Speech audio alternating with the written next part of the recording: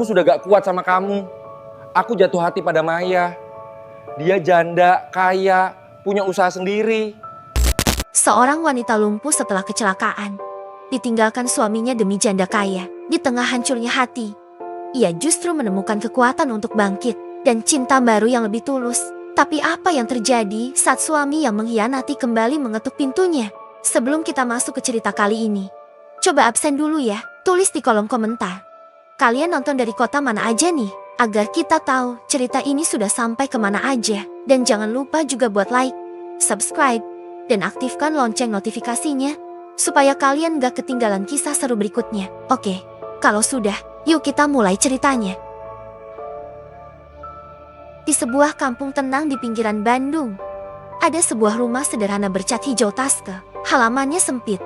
Hanya ada pohon mangga tua yang daunnya rindang dan kursi kayu reot di teras. Dari jauh, rumah itu terlihat biasa saja. Seperti rumah-rumah lain di gang kecil yang dipenuhi aroma tanah basah selepas hujan sore. Namun dari rumah inilah sebuah kisah panjang dimulai. Kisah tentang seorang perempuan bernama Nisa yang hidupnya hancur oleh janji yang dikhianati, namun bangkit dengan cinta yang lebih tulus.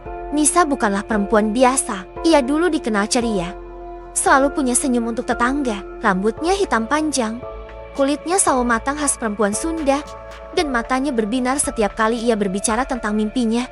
Ingin membuka toko kecil di depan rumah. Menjual kue-kue buatannya sendiri. Kehidupannya sederhana tapi penuh warna. Apalagi sejak menikah dengan Arman, pria yang dicintainya sejak masa kuliah. Mereka menikah 5 tahun lalu dalam pesta sederhana di aula desa. Arman adalah pria tampan, pekerja di perusahaan ekspedisi. Gajinya tidak besar, tapi cukup untuk memenuhi kebutuhan rumah tangga. Mereka bahagia. Hampir setiap sore, setelah pulang kerja, Arman suka mengajak Nisa jalan-jalan ke taman kota atau sekadar membeli batagor di pinggir jalan. Semua orang iri melihat kemesraan mereka, tapi takdir bisa berubah dalam sekejap. Setahun lalu, sebuah kecelakaan mengubah hidup Nisa. Malam itu, ia dan Arman pulang dari pasar malam dengan motor. Jalan licin karena hujan, lampu jalan redup, dan sebuah mobil melaju kencang dari arah berlawanan. Tabrakan keras tak terhindarkan. Arman hanya mengalami luka lecet, tapi Nisa terpelanting jauh. Tulang kakinya patah parah. Ia harus menjalani operasi berkali-kali dan berbulan-bulan dirawat di rumah sakit. Saat akhirnya bisa pulang, ia tak lagi sama. Kursi roda menjadi sahabatnya, tongkat penopang langkahnya, dan doa jadi satu-satunya kekuatan. Dokter bilang, ia masih bisa sembuh, tapi butuh waktu panjang, kesabaran, dan terapi rutin.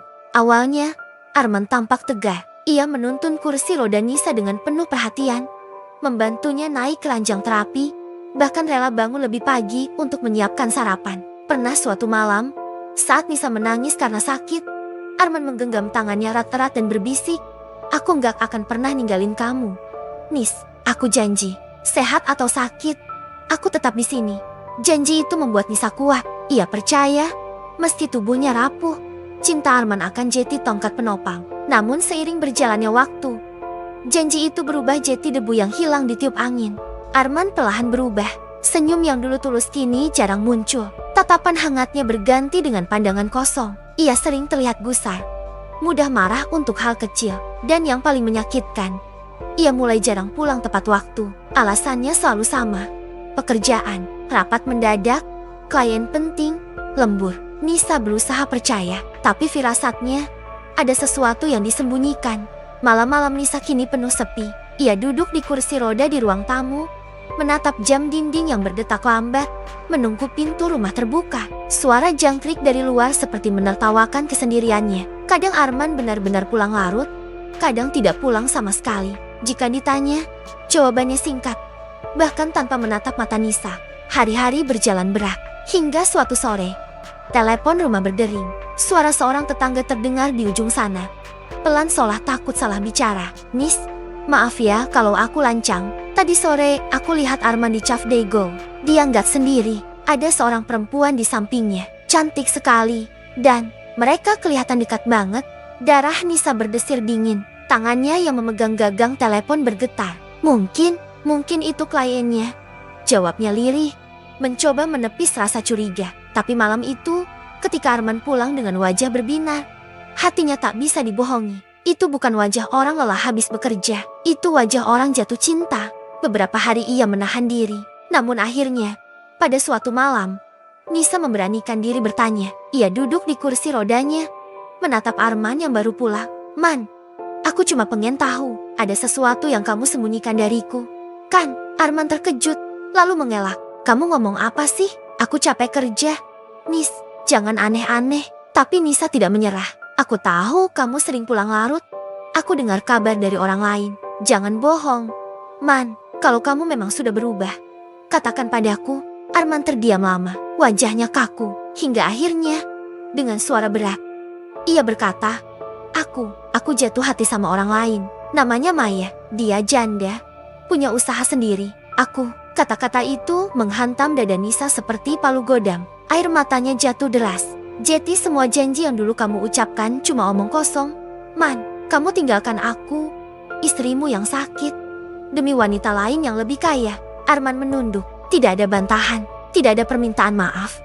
Hanya diam. Diam yang jauh lebih menyakitkan daripada 1000 kata. Sejak malam itu, rumah mereka tidak lagi sama. Arman makin jarang pulang. Kalaupun pulang, ia hanya meletakkan uang belanja di meja, lalu duduk sebentar tanpa bicara banyak. Tidak ada lagi candaan. Tidak ada lagi perhatian. Nisa merasa seperti penghuni asing di rumahnya sendiri. Yang paling menyakitkan bukanlah soal uang atau harta, melainkan rasa tak berguna yang terus menghantui. Ia menatap kakinya yang lemah dan berbisik dalam doa. Ya Allah, apa aku ini cuma beban? Apakah cinta hanya berlaku satu buku sempurna? Malam-malamnya penuh tangis. Kadang ia menutup mulut dengan bantal agar isaknya tak terdengar. Tapi di tengah tangis itu, ada secercah kekuatan kecil yang tumbuh. Kekuatan untuk bertahan, bukan demi Arman, melainkan demi dirinya sendiri. Hari-hari berikutnya, Nisa tetap pergi ke klinik fisioterapi. Kali ini sendirian, menumpang becak ke jalan raya, lalu ojek menuju klinik. Di sana, ia bertemu seorang terapis bernama Dimas. Dimas pria berusia awal 30-an. Kulitnya agak gelap, senyumnya ramah, suaranya lembut tapi tegas. Ia selalu menyapa pasien dengan penuh semangat. Saat pertama kali bertemu, ia berkata, Bu Nisa, saya tahu ini berat, tapi jangan khawatir. Saya akan bantu. Tubuh boleh rapuh, tapi semangat jangan sampai mati. Awalnya, Nisa tidak banyak bicara. Ia hanya menanggapi singkat, seolah tidak ingin membuka hati lagi. Namun Dimas tidak menyerah. Setiap sesi, ia memberi semangat, membetulkan posisi kaki Nisa, menyemangati setiap kali ia jatuh. Jangan menyerah, Bu. Kalau jatuh, bangun lagi. Setiap langkah kecil itu kemenangan, katanya suatu kali. Hari-hari terapi menjadi titik balik. Nisa mulai berusaha lebih keras. Meski jatuh berkali-kali, meski keringat bercucuran, ia terus mencoba. Sakit itu kini berbeda. Sakit yang membangun, bukan menghancurkan. Hari pertama ia bisa berdiri tanpa bantuan. Meski hanya 10 detik, ia menangis haru. Dimas menepuk bahunya sambil tersenyum. Lihat, kamu bisa. Aku yakin suatu saat kamu akan jalan lagi. Nisa tersenyum di balik air matanya. Untuk pertama kalinya setelah sekian lama, ia merasa ada yang benar-benar percaya padanya. Sementara itu, kabar tentang Arman makin santer. Orang-orang bilang ia kini tinggal bersama Maya di rumah mewah. Mereka sering terlihat makan malam di restoran mahal, bergandengan tangan tanpa malu. Foto-foto mereka bahkan beredar di media sosial. Dulu kabar itu bisa menghancurkan hati Nisa. Tapi kini, ia hanya diam. Ia sudah mulai belajar menerima kenyataan bahwa luka tidak selalu berarti akhir. Luka bisa jadi awal dari sesuatu yang baru. Perlahan, semangat hidupnya kembali. Ia mulai bisa berjalan dengan tongkat. Langkahnya memang pelan, tapi setiap langkah adalah bukti bahwa ia masih punya harapan. Senyum kembali menghiasi wajahnya, bukan karena Arman, melainkan karena dirinya sendiri. Dan di sisi lain, Dimas selalu ada. Ia bukan hanya terapis, tapi juga teman yang tulus. Ia mendengarkan tanpa menghakimi, hadir tanpa pamrih. Dari caranya menatap, dari kata-kata sederhana yang ia ucapkan, Nisa merasakan sesuatu yang lama hilang, perhatian yang benar-benar tulus. Hujan kembali turun di Bandung, menetes pelan di atap seng rumah Nisa. Suara gerimis seperti jari-jari halus mengetuk-ngetuk genting, menciptakan musik yang lembut. Dalam musik itu, Nisa berdiri di depan jendela, menatap halaman kecilnya yang becek. Di kursi kayu reyot di teras, payung biru masih terlipat, menyimpan sisa-sisa jalan panjang yang sudah ditempuhnya. Ia menarik napas pelan, lalu menatap tongkatnya yang bersandar di sisi lemari. Benda itu semakin jarang ia gunakan. Di dinding, jam bulat putih berdetak tenang, seolah mengingatkan bahwa waktu bergerak pelan tapi pasti dan manusia bisa memilih untuk bergerak bersamanya. Pagi itu, ia berangkat rapi lebih awal. Dimas sudah menunggu di ruangan dengan palang-parang besi yang mengkilat. Bau antiseptik menyatu dengan aroma teh hangat dari dispenser sudut ruangan. Kita coba 10 langkah tanpa berhenti. Ya, kata Dimas sembari menyodorkan handuk kecil. Nisa mengangguk. Ia meletakkan telapak tangan di palang, menstabilkan napas, lalu mulai melangkah. 1, 2, 3. Otot betisnya berdenyut, tapi denyut itu kini terasa sebagai tanda kehidupan, bukan ancaman. Dimas berjalan di sisinya, tidak menyentuh, hanya menjaga. Bagus, pandang ke depan, bukan ke lantai, ucapnya pelan. Pada langkah ke-7, Nisa sempat goyah. Ia berhenti, menutup mata, lalu tersenyum kecil. Dulu rasa takutnya seperti dinding. Mas, katanya, suaranya setipis kabut. Sekarang rasanya seperti tirai tipis. Masih ada, tapi aku bisa menyingkapnya. Dimas ikut tersenyum. Kamu yang bikin dinding itu jadi tirai, bukan aku. Kamu yang berjuang. Nisa melanjutkan 3 langkah terakhir sampai garis pita hijau di ujung palang. Saat menoleh, matanya mengilap. Bukan karena air mata yang jatuh, melainkan karena cahaya yang tumbuh.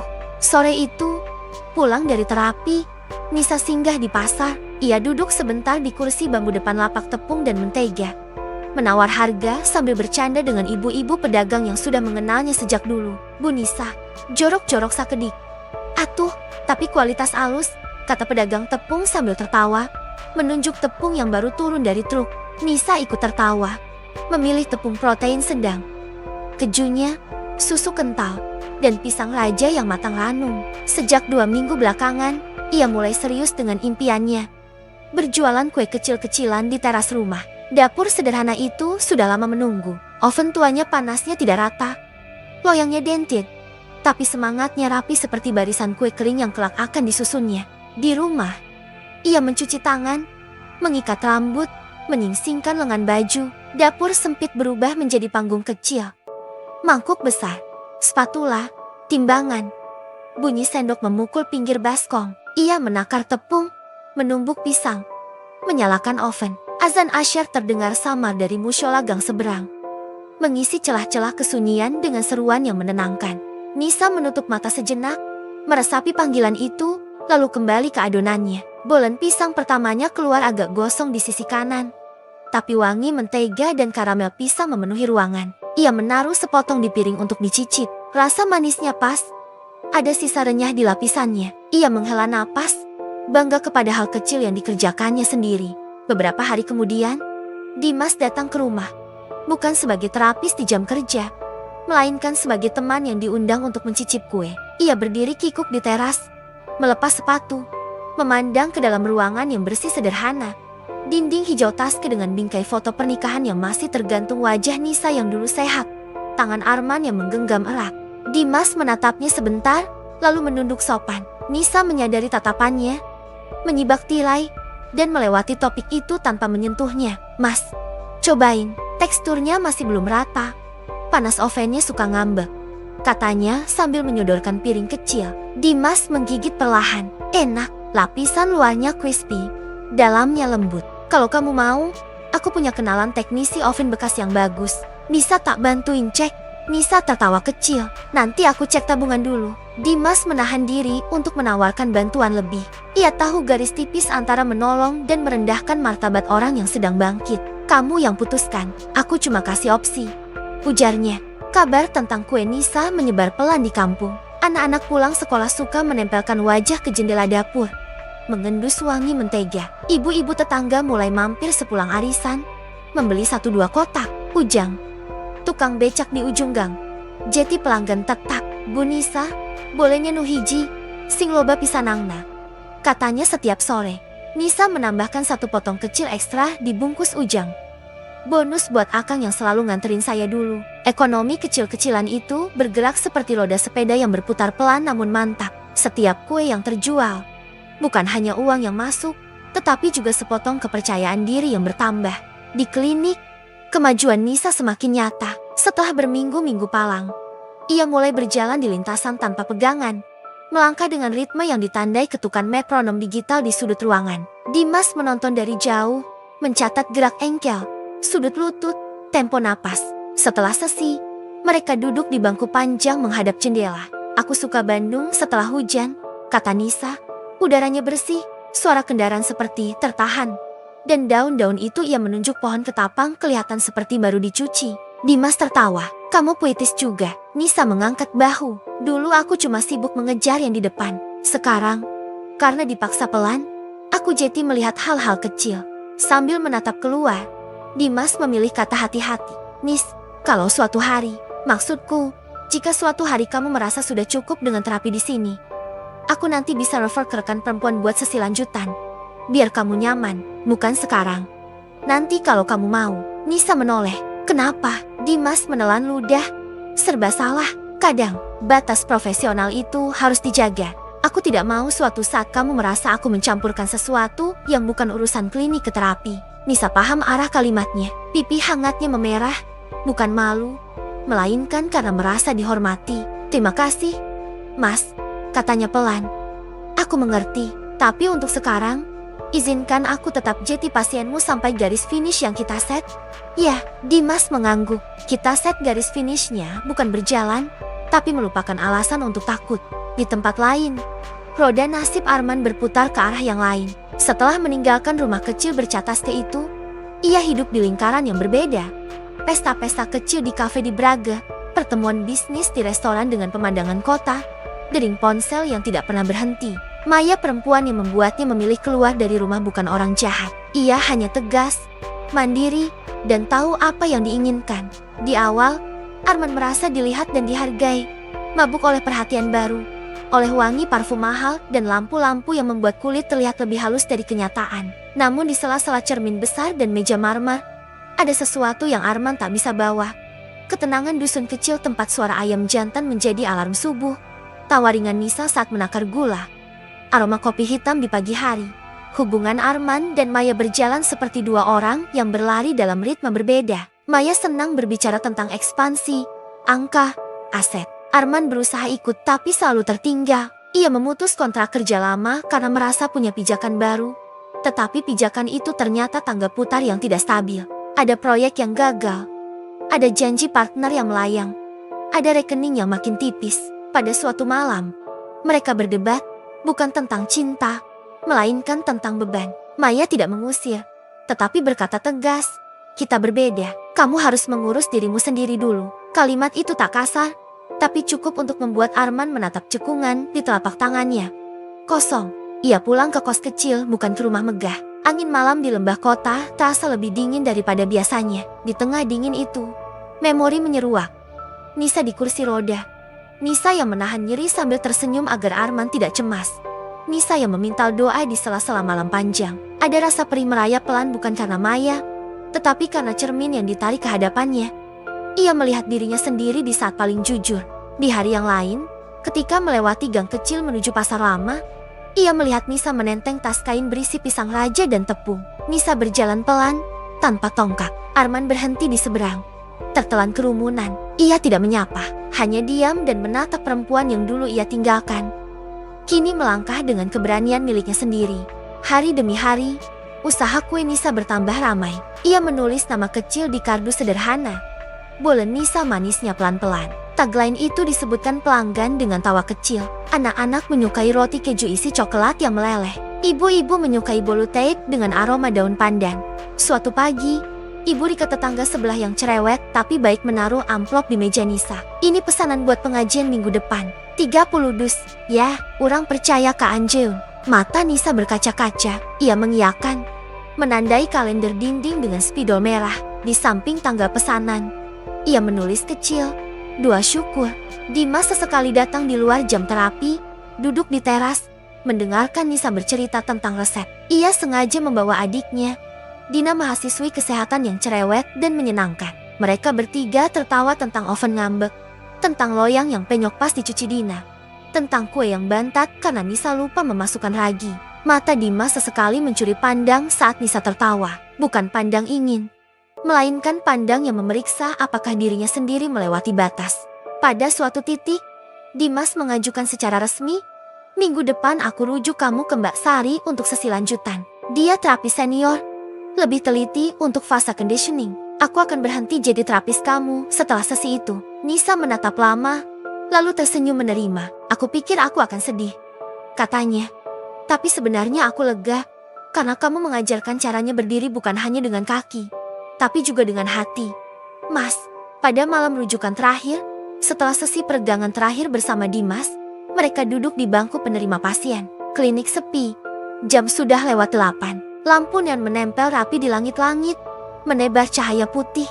Dimas membuka mulut, menutupnya, lalu membuka lagi. Aku ingin jujur, aku menyukaimu, Nis, bukan sebagai pasien. Makanya aku ngerem. Aku takut kamu mengganti tongkatmu dengan aku, bukan berdiri sendiri. Aku ingin kamu berdiri dulu. Nisa tidak langsung menjawab. Air matanya terbit tanpa dipaksa. Aku juga menyukaimu, katanya sangat pelan. Tapi aku menyukai caramu menjaga jarak sampai aku sanggup melangkah. Itu yang bikin aku percaya.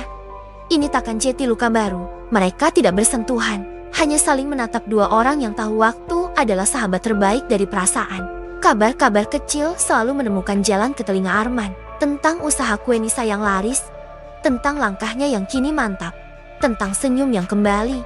Ia ragu beberapa hari, menimbang harga diri dan rasa bersalah.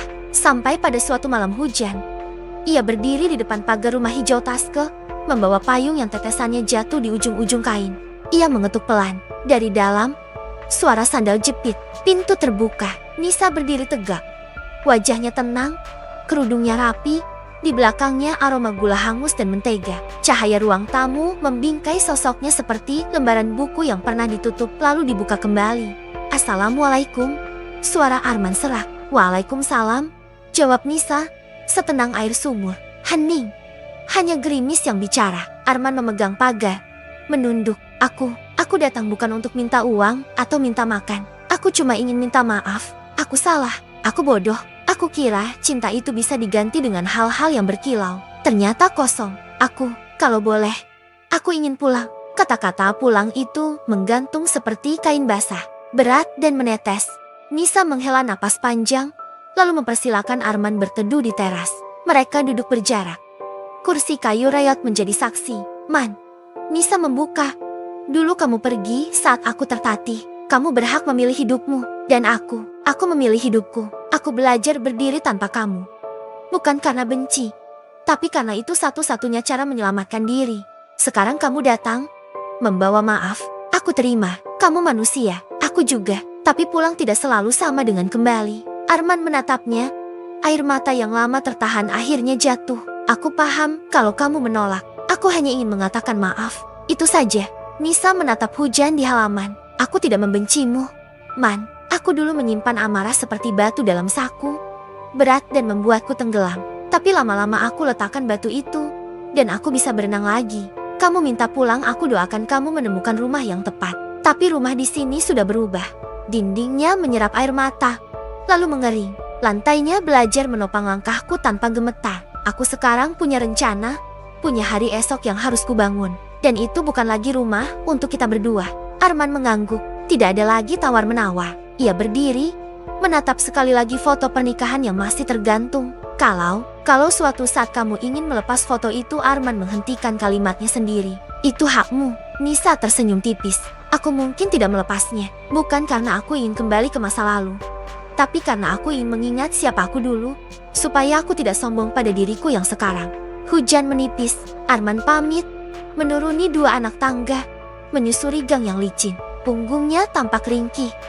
Bukan karena miskin, melainkan karena beban yang tidak bisa orang lain pikul. Nisa menutup pintu, berdiri bersandar sebentar, merasakan jantungnya berdebar tenang. Ia baru saja menutup bab bukan dengan membanting, melainkan dengan melipat halaman rapi-rapi. Beberapa minggu kemudian, klinik menggelar acara kecil.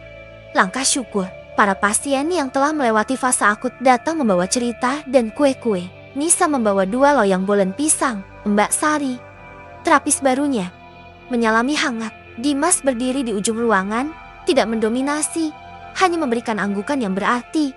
Lihat, kamu sampai. Ada panggung kecil dengan mikrofon. Setiap pasien diminta menceritakan 3 hal. Satu yang hilang, satu yang kembali, satu yang baru. Ketika giliran Nisa, ia berdiri, tangan sedikit gemetar. Yang hilang, orang yang dulu memegang tanganku. Yang kembali, kakiku. Yang baru, keyakinan bahwa aku tidak lagi takut pada jatuh. Ia menatap Dimas sekilas, karena tiap jatuh, aku tahu cara bangun. Tepuk tangan di ruangan itu bukan riuh gemuruh, melainkan tepuk tangan yang hangat. Dimas menatap lantai, menahan emosi. Setelah acara bubar, ia berjalan ke arah Nisa. Aku janji tidak akan menelepon sampai kamu yang menghubungi. Setelah kamu benar-benar selesai dengan program Mbak Sari, kita jaga waktu, biar hati kita punya ruangnya sendiri, katanya. Nisa mengangguk. Terima kasih sudah memberi jarak yang aman. Hari-hari Nisa penuh ritme yang menyenangkan. Bangun subuh, salat, membuat adonan, memanggang. Jam 9, Dina atau Ibu Rika mampir membantu packing. Siang, pengantaran oleh Ujang. Sore, Nisa duduk di teras, memijat betis, minum teh, menulis di buku kecil. Bukan hanya catatan pesanan dan stok, tetapi juga hal-hal yang ia syukuri. Hari ini tidak takut menuruni tangga. Hari ini tidak marah saat loyang gosong. Hari ini tertawa karena Dina salah timbang garam. Catatan itu jeti jaring halus yang menangkap hari-hari agar tidak jatuh sia-sia. Arman, ia menghilang ke dalam kesibukannya sendiri. Kabar terakhir dari tetangga, ia kembali bekerja di perusahaan logistik kecil. Menata ulang hidupnya. Tidak ada lagi gosip keras tentang restoran mahal atau pesta malam. Hanya kabar pelan seperti aliran Cikapundung di pagi hari. Nisa mendengarnya seperti mendengar radio tetangga. Cukup tahu, tidak perlu ikut. Musim berganti lagi. Kali ini langit Bandung lebih sering biru bersih. Di jalan kecil tempat Nisa tinggal, anak-anak bersepeda. Ibu-ibu menjemur pakaian sambil bergosip ringan. Di teras, Nisa menyiapkan papan kecil bertuliskan spidol. Bolen Nisa buka jam 9 sampai ke 5. Dina menggambar pisang kecil di sudut papan. Ujang memotret dan mengunggah ke media sosialnya. Menambahkan caption kocak. Pesanan bertambah, 2 lusin, 3 lusin, 4 lusin. Nisa menabung bukan untuk mengubah rumahnya jadi megah, tetapi untuk membeli oven yang suhunya akurat. Pada sebuah pagi, teknisi yang direkomendasikan Dimas membawa oven bekas impor yang masih tangguh. Harganya tidak murah, tapi Nisa membayar dengan uang usahanya sendiri. Ia menepuk pintu oven yang mulus. Kita bekerja sama? Ya, katanya pada benda mati yang kini jadi rekan setia. Oven menyala dengan dengung halus. Loyang pertama keluar sempurna, lapisan renyah merata, pinggir tidak gosong. Nisa tertawa, memeluk Dina sampai keduanya hampir menjatuhkan kardus kosong. Ini bukan sekadar oven, kata Dina. Ini monumen. Nisa menunjuk loyang. Monumen rasa. Suatu sore yang lain, Dimas mengirim pesan pendek. Bagaimana kaki hari ini? Nisa membalas, kaki baik, hati juga. Lalu diam beberapa menit sebelum mengetik lagi. Kalau kamu tidak keberatan, aku ingin kamu datang sebagai teman ke pengajian syukuran kecil minggu depan. Tidak ada terapi, tidak ada evaluasi, hanya teh, kue, dan doa. Dimas membalas cepat, seolah kalimat itu sudah lama ia siapkan. Aku datang, tapi izinkan aku duduk di belakang. Seperti saat kamu melangkah 10 langkah pertama, aku tetap menjaga pandang ke depanmu, bukan ke arahku. Nisa menatap layar, menilai kalimat itu bergema di dalam ruang hatinya. Ia mengetik jawaban paling jujur yang bisa diberikan. Terima kasih. Pengajian syukuran itu dilaksanakan di teras rumah yang disulap sederhana. Tikar pandan, toples kue, teko teh panas. Ustadz kecil dari musyola memimpin doa. Suaranya bening, doa-doanya lembut. Nisa duduk di depan, mengenakan gamis putih bersih, kerudung pastel. Wajahnya berseri karena bukan lagi menahan sakit, melainkan menahan rasa haru. Ibu-ibu menggumamkan amiin yang panjang. Ujang berdiri di luar pagar, malu-malu ikut menengadahkan telapak tangan. Dina menyalakan kipas. Dimas benar-benar duduk di belakang. Ia tidak mendahului pandangan orang, tidak meminta tempat di samping Nisa, tidak memposisikan dirinya sebagai apapun selain seorang manusia yang bersyukur kepada Tuhan karena diberi kesempatan menyaksikan proses seseorang menjadi utuh. Setelah doa, orang-orang makan kue dan bercakap-cakap. Ada tawa, ada cerita. Dimas tidak mendekat sampai kerumunan bubar. Ketika hanya tinggal kursi-kursi kosong dan piring plastik, ia berjalan pelan ke teras. Nisa berdiri tanpa tongkat, tanpa ragu. Mereka saling menatap. Dan ada banyak hal yang tidak perlu diucapkan karena telah dipahami. Tetapi manusia butuh kata-kata untuk mengikat momen. Jeti Dimas berkata juga, terima kasih sudah mengundang. Terima kasih sudah sembuh atas namamu sendiri. Nisa mengangguk. Terima kasih sudah membiarkanku sembuh tanpa tergesa. Dan, kalau suatu saat nanti kamu ingin kita melangkah bersama, aku tidak menolak. Tapi kita tetap melangkah sebagai dua kaki yang sama-sama kuat. Bukan satu jeti tongkat bagi yang lain. Dimas tersenyum. Setuju. Matahari condong ke barat, melempar cahaya keemasan ke dinding hijau taske. Di dalam rumah, foto pernikahan lama masih tergantung. Nisa memandanginya malam itu. Lama sekali. Ia tidak merasa perlu melepasnya. Sebab ia tahu bukti dirinya yang dulu sama berharganya dengan bukti dirinya yang sekarang. Ia menulis di buku kecil sebelum tidur. Yang dulu, aku percaya janji orang. Yang sekarang, aku percaya janji Tuhan. Yang besok, aku percaya langkahku sendiri. Ia menutup buku, mematikan lampu. Berbulan-bulan berlalu setelah itu. Cinta tumbuh pelan seperti tanaman yang disiram dengan disiplin dan doa. Tidak ada adegan dramatis, tidak ada musik menggelegar. Hanya hari-hari yang dirajut. Nisa dan Dimas mulai berjalan sore di gang berjarak 1 langkah, lalu 2, sampai akhirnya sejajar. Mereka berbicara tentang resep, tentang pasien lansia yang keras kepala, tentang awan-awan lucu di atas lembang. Kadang mereka diam, memandang hujan yang turun tiba-tiba. Berlari-lari kecil berteduh di bawah emperan warung. Nisa tertawa jika sandal Dimas selip di ubin basah. Dimas menertawakan dirinya sendiri duluan. Di antara gerimis, Doa bergerak lebih cepat daripada payung. Arman muncul sekali lagi, bukan di malam hujan, melainkan siang hari yang cerah. Ia mengetuk pelan, membawa sebuah amplop, surat cerai resmi. Tanda tangannya sudah ada. Ia memintanya dengan suara yang matang, bukan memelas. Aku rasa ini jalan paling adil. Aku yang salah, kamu yang menderita. Kamu berhak memulai lagi tanpa beban. Nisa menerimanya, mengangguk.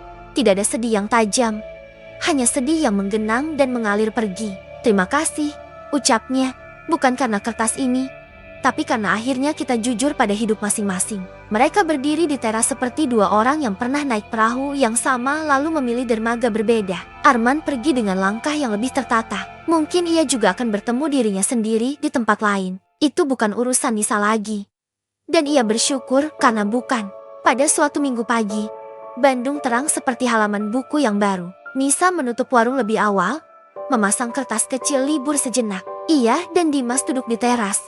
2 cangkir teh antara mereka. Kalau boleh, aku ingin melamar kamu dengan cara paling sederhana, kata Dimas, menatap cakrawala kecil di atas atap tetangga. Bukan ke wajah Nisa karena menghormati selalu lebih indah daripada menaklukkan. Bukan sekarang. Aku tunggu sampai kamu tidak lagi merasa kisah lama adalah bayangan di belakangmu. Aku bisa menunggu. Nisa tertawa kecil, matanya berbinar. Aku tidak minta cincin mahal. Aku hanya minta 3 hal.